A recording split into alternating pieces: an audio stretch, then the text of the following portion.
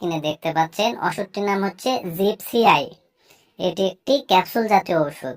আর এই ওষুধটির উপাদানের মধ্যে রয়েছে carbonyl iron plus folic acid plus zinc sulphate, অর্থাৎ 3টি উপাদানের সমন্বয়ে এই ওষুধটিকে তৈরি করা হয়েছে।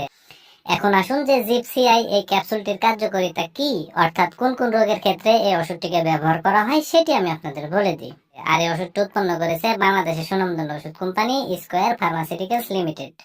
তো ওষুধটির কার্যকারিতা বলতে গেলে, যে সকল রোগীদের শরীরে আয়রন, ফলিক অ্যাসিড এবং জিঙ্কের ঘাটতি রয়েছে বা অভাব রয়েছে তাদের জন্য এবং শরীরে রক্ত স্বল্পতা দূর করতে এই ওষুধটিকে ব্যবহার করা হয়।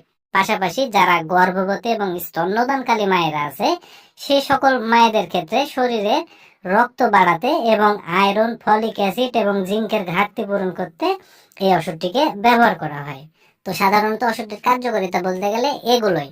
এবার আসুন যে আসলে ওষুধটির সেবন বিধি কি সেটি আমি আপনাদের বলে দিই। তো ওষুধটির সেবন বিধি বলতে গেলে প্রাপ্তবয়স্কদের ক্ষেত্রে প্রতিদিন একটি করে ক্যাপসুল খাবারের আগে সেবন করতে হবে, অর্থাৎ আপনারা প্রতিদিন একটি করে ক্যাপসুলই খেতে পারবেন। হয়তোবা রাত্রেও খেতে পারবেন অথবা দুপুরেও খেতে পারবেন, কোনো সমস্যা নেই, কিন্তু প্রতিদিন একটি করে ক্যাপসুলই খেতে হবে। আর ওষুধটির পার্শ্ব প্রতিক্রিয়ার কথা যদি বলতে যাই তাহলে গাঢ় রংযুক্ত মল হতে পারে, বমি বমি ভাব হতে পারে,